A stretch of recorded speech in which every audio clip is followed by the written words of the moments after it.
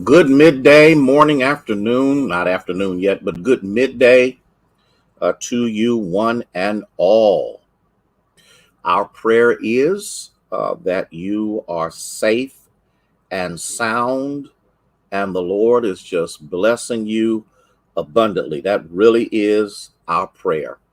Our prayer is that God will continually provide for you and protect you and shield you even in the midst of what soon will be the aftermath of a horrific storm.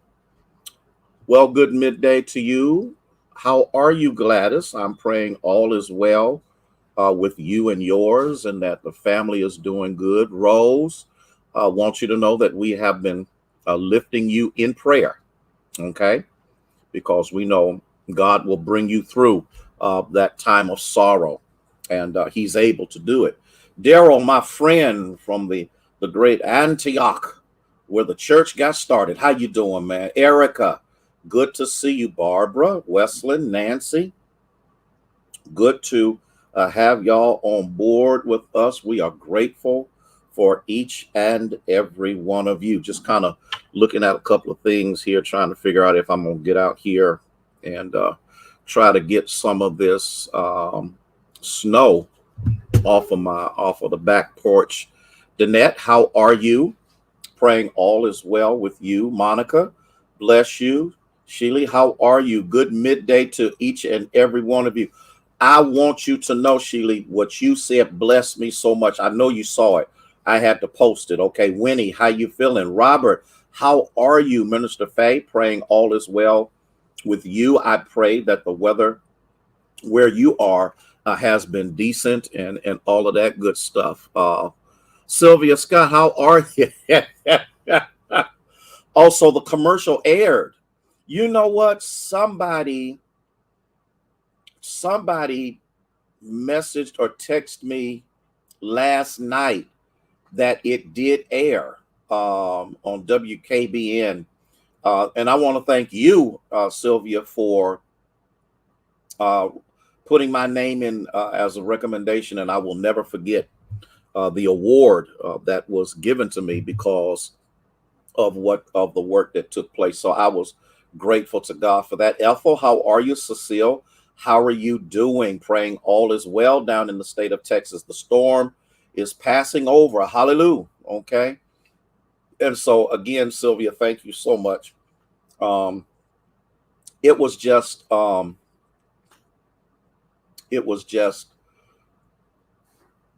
it caught me off guard. Okay. The fact that they called me and asked me to do that commercial for Black History, and I will never forget how God's hand moves in the way that it does. Doe, how are you? Thea, Erica, Pat.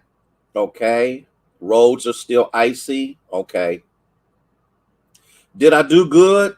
Did I do good? I'm trying. I'm trying. And the thing that many people don't understand, but Cecile, make sure y'all stay in. Don't get out. Don't get out. Don't do. Just be safe, okay? Cora, good afternoon to you. That was nice of what you shared concerning that coworker that came to pick Anthony up so he could go to work. Because right now the streets are treacherous and crazy, and it won't be very long before the temperatures start dropping. And so for that I am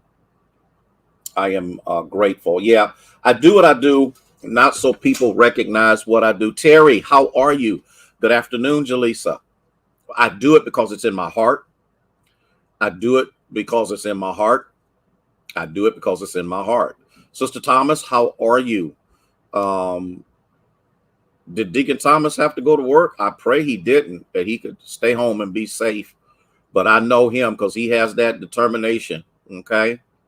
Terry A, how are you? Ella May, hey dear, how are you? And so let me say, for those of you that don't know this, I am one of four, I believe, four or five, I can't remember, that did these snippets, commercials for Black History Month, and mine's, from what I understand, aired last night. And what I'm going to do is I'm gonna see if I can share it on Facebook now that it has aired, so everybody has a chance to see it. Catherine, how are you? Praying for you. Carolyn, how you feeling? Sharon, okay, good, good, good. Okay. Um, so I'm gonna tell you something, and then I'm gonna get into the lesson, and it's gonna be parts 1 and part 2. I already feel this in my spirit, because I wasn't going to teach that. I was going to teach something else, and then I saw a post from Pastor Maiden, and when I saw that post and that scripture, it just was like lightning, and it scintillated in my spirit, and I said, okay, this is what you want me to present for today, and I want to do that. But I want people to understand where my heart is and why I do what I do and why I go to the extremes in what I do, is because I want to make sure the people of God are blessed. Denise, I want to make sure the people of God are encouraged. I want to make sure the people of God are knowledgeable. I want the people of God to understand that even when it appears like God is slaying you, yet will you be able to trust him. I need us to get this. Hey, Pastor Good, how are you? Pee Wee, how is it in Columbus? I know y'all got more ice than snow. And so I'm praying that all is well with you. And so just the honor of being asked to do a commercial that's aired on television for Black History Month was like spectacular. I know the mayor is one, Judge Baldwin is one. Jaleesa, give me the names of the other two, because I know you know who they are, and they will be doing that as well. Share the commercial. I will do that. I will share it today. Okay. And I don't know, and now I'm getting emotional. Okay. I need to reel this in. If people really knew my heart, if people really knew the level of love that I have for my people, I'm trying not to, Jaleesa. I'm really trying not to, because this is I need the names of the other two people too, Jaleesa. I mentioned the mayor, myself, Judge Baldwin, and I know there was somebody else. It's just in my heart. It's just in my heart. And I know those of you who are on the Snap, I know you appreciate it. I know you do. You are my encouragement.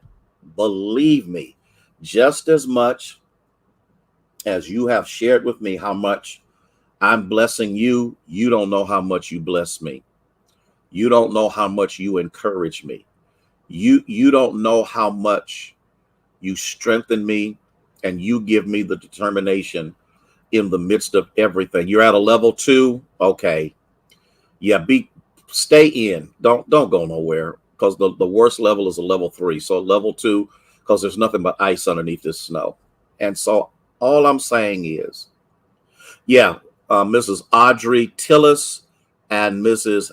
Ann Cobbin are the others. So there's 5 of us that did that. And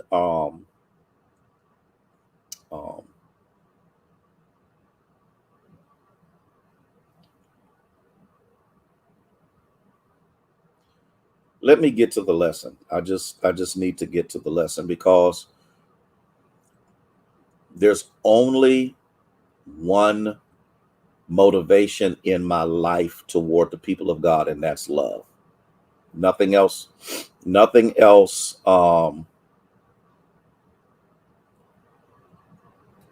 It's love.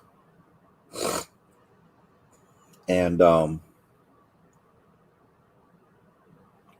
I even love those I know hate me. I even love those I know can't stand me. That's my motive. That's my motive. Enough of that. Enough of that. Enough of that. Hey, Katrina, how are you? So all I'm saying is, I know what motivates me. It's not money. It's not greed. It's not fame. It's not popularity. Because, Audrey, how are you? When it's all over, as much as I appreciate you and what you do, there's one more voice I want to hear. And I want to hear him say, well done. So I need to stop. I need to get into the lesson because, there's this thing out here on Facebook where there's a video that is being played and the caption will say, wait on it. So in the midst of that, wait. In the midst of that, hey, Catherine, how are you? It is so good to have you on here with us, okay? Catherine is a person who goes way back to the days of, okay, I'm sorry, Catherine. I didn't mean way back to the days of United. It's just so good to have you with us. Mary, how are you? I hope y'all are staying safe. And so in the midst of that takes place, the caption says, wait on it. And the reason that it says that is because the beginning of the process of the event may look uneventful or it may not make sense. And so the caption says, wait on it, because when you get to the end of it, you will be amazed at what the prize, the event that takes place, because you have taken enough time to go through what you need to go through to get to the end where you see the end product. Okay. And so Paul is saying something here that many of us need to grasp and to understand. In case you want to know where I am, it's Philippians chapter 4. And I'm going to start at the 4th verse, even though I said I was going to start at the 6th verse. Okay. All right. And so in the midst of this, don't do that to me. Don't do that to me. Okay. Because I'm trying not to cry. I need to move forward. Eunice, how are you? Because, people don't know my heart, because for a lot of what I do, I can come across dictatorial when I do what I do. And the only reason I do it is because I understand the parameters. See, you've been crying all morning. That's why I'm crying now, Thea. This is your fault. I love it. And people don't understand that when someone can see the best in them, when everyone else talks about the worst in them, it does my heart good. And so in order to get them there, sometimes you got to shake them. Sometimes you got to make them mad. Sometimes you got to motivate them. Sometimes you got to do what you got to do. And then when the end product happens, they sit back and say, Pastor, I've never seen that. I got people now who are in ministry and when I talk about in ministry, I am not talking about preaching, just preaching. I'm not talking about people who are ministering to people and doing what need to be done. And they do it because I was able, I had to say that, Thea, I was able to get them to see. I want y'all to see this, and I want you to hear this if you don't hear anything else. I'm able to move them to get them to see what God already sees, but they need to become aware of it. Let's look at this. And I looked at this and I did a little word study so I can make sure that I'm theologically correct and make sure that I'm exegeting and not eisegeting the text. It says, rejoice in the Lord always.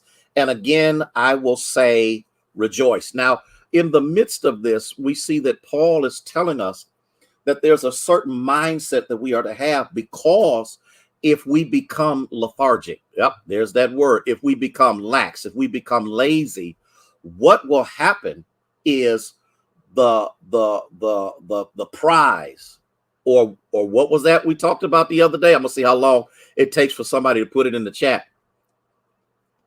If you're not pressing toward the mark, then the issues are pressing you. And so you always, even in the midst of affliction and distress, you still have to press. You still have to move. You, oh, but chorus, cause I love you, because there's so much that God has in you. And I got to do what I do season. Thank you. Thea beat all of y'all. In due season, you will reap if you don't lose heart. Oh, glory to God. And so even in the midst of distress, and again, you got to look at how it's written, because this is something that you must recognize. Okay, here we go. In due season, or due season. I need to know if I got my due season folk out here. In due season. You got to know this. You got to know this. And so again, the reason that Paul emphasizes this the way that he does. Okay. Did you catch that, Catherine? In the midst, I want you to know, Catherine, that name is dear to me, because that was my sister's name. The last sister that my dad had from his first marriage, and she was my heart. So Catherine is a name that means a lot to me. And I believe that's why I'm praying you through this. Okay. All right. Pastor Good, is that one of your favorite verses? There you go. Rejoice in the Lord always. And again, rejoice. Due season. There's my due season, folk. Y'all getting it. Because you got to remember something. Sometimes you got to tell yourself that due season is coming. You got to tell yourself that due season will arrive. You got to tell yourself that no matter what I'm going through, in due season, I shall reap if I don't lose heart, if I don't faint, if I don't become lazy. That's what I'm talking about, Daryl. See, and that's what we got to understand. And again, I say rejoice. So Paul emphasizes this. And again, I say rejoice. Well, how can I rejoice when I'm being beat down? How can I rejoice when I'm depleted? How can I rejoice? Okay.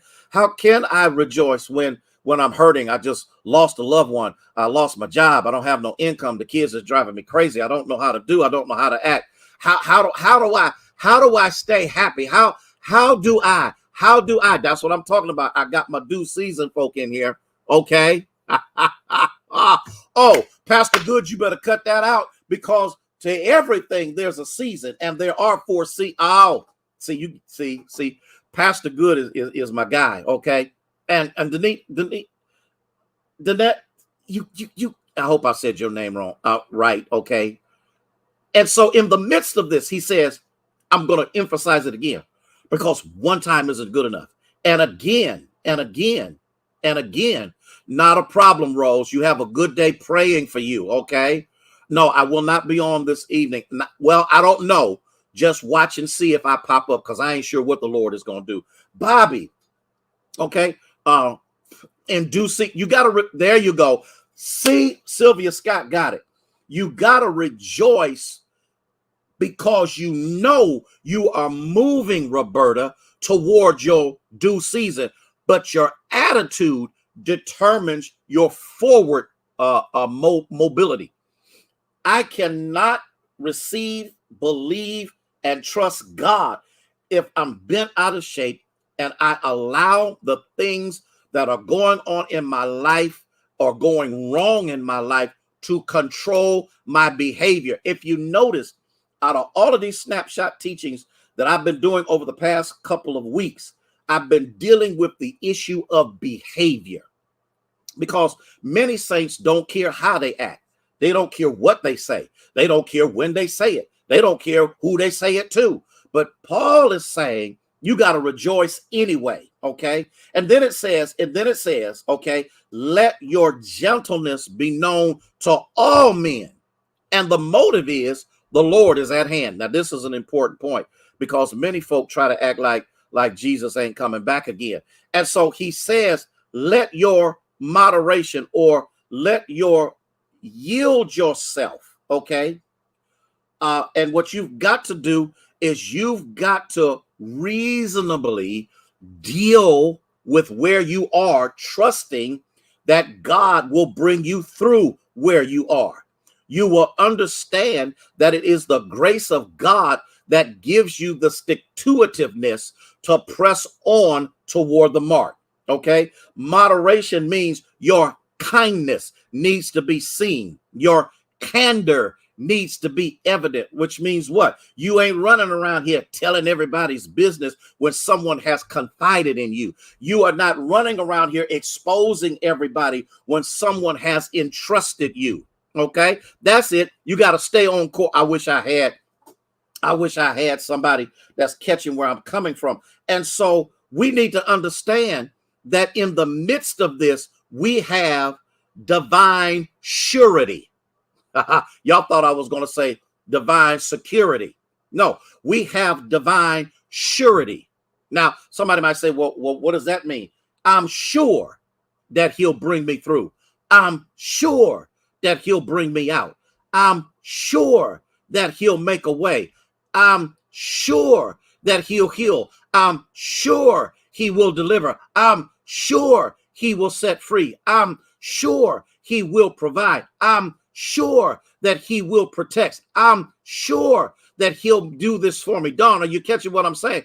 I gotta know when I can't see my no. Oh, I gotta know without a shadow of a doubt, due to the fact. There you go. That's your due season. You got to remember that even if I can't see due season, that situations have eclipsed me from being able to see due season. I'm going to use this as an illustration. I'm going to use this as an illustration to see if this kind of help you out a little bit. The one thing that I've learned about flying is that sometimes you got to fly in adverse weather.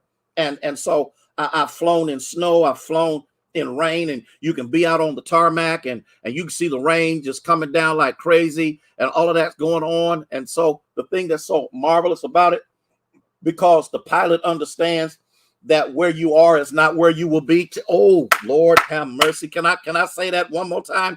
Where you are is not where you will always be. And so in the midst of this, you get on the runway, you take off, you see the water flowing like wildfire. And then in the midst of that, because you have to go, y'all better catch this, you have to go through the turbulence that is created by the clouds as you climb. Can I say that again? The turbulence that is created by the clouds as you climb. Let me say it again. The turbulence that is created by the clouds as you climb. And as you climb, the turbulence takes place. As you climb, the turbulence happens. As you climb, the turbulence can get you to the point, Valerie and Wayne, to the point that you're gripping the seat because the plane is bouncing out of control. But if you notice, the pilot never turns around because he understands clearly that there's something better ahead. And then when you break through the clouds, oh, somebody better catch what I'm saying.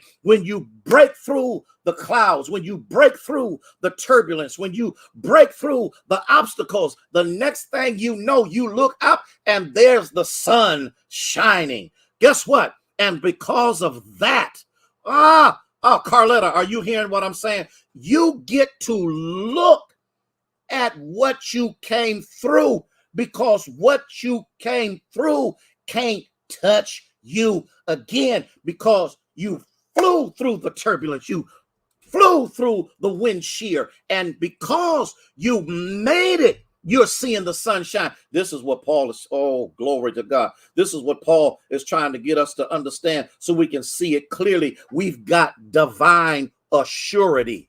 We've got divine assurity that God is on our side. He is our strength. He is our joy. He is our love. He is our contentment. He is everything we need him to be. Matter of fact, he is there when you don't know he's there. He is in control when you think he's not. Do I have somebody? Oh, I got to get out of here. I done kept y'all too long. I got to get up out of here. I got to get up out of here. I got to get up out of here. But I need y'all to understand what I'm coming from. Wait on it. Just wait on it. I'll be back on tomorrow to help you to understand this just a little bit more. Don't forget about that divine surety. You got to know There's some stuff that can't be from somebody else. You got to know. There's some stuff that you can't rely on the pastor, the deacons, or the prayer partners to get you through. You got to know. There are some things that you've experienced in life that you understand clearly, Terry, that only God can bring you through it. You got to know. And in the midst of knowing it, you no longer need somebody else to reaffirm it